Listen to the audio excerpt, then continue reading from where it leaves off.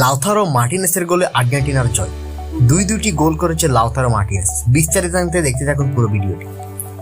দর্শক, আপনারা নিশ্চয় জানেন দক্ষিণ আমেরিকায় শুরু হয়েছে দক্ষিণ আমেরিকার অত্যন্ত প্রতিদ্বন্দ্বিতামূলক টুর্নামেন্ট কোপা আমেরিকা।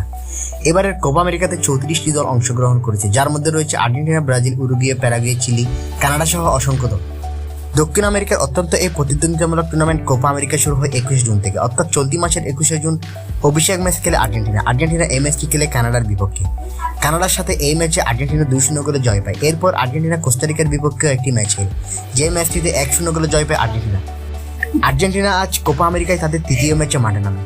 তৃতীয় ম্যাচের এই খেলায় আর্জেন্টিনা খেলে পেরুর বিপক্ষে এই খেলায় আর্জেন্টিনা আজ 2-0 গোলে জয় পায়। আর্জেন্টিনার এই দুইটি গোল দুর্দান্তভাবে করে লাউতারো মার্টিনেস। আর্জেন্টিনার তরুণ এই প্লেয়ার অনেকটাই ফর্মে আছে।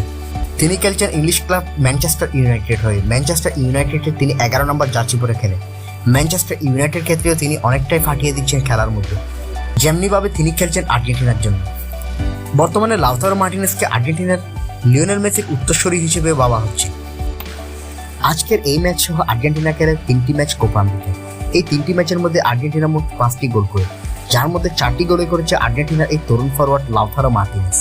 তো দর্শক, আপনি কি মনে করেন লাউতারো মার্টিনেস মেসির উত্তরসূরি হতে পারবে? আপনার মতামত জানিয়ে দিন কমেন্ট বক্সে। এবং এবারের কোপা আমেরিকা কে নিয়ে যাবে, আর্জেন্টিনা, ব্রাজিল, উরুগুয়ে, প্যারাগুয়ে নাকি অন্য কোনো দল? আপনার মতামত জানান কমেন্ট বক্সে। বিশ্ব ফুটবলের সকল খবর সবার আগে আপডেট পেতে আমাদের চ্যানেলটি এখনই সাবস্ক্রাইব করুন।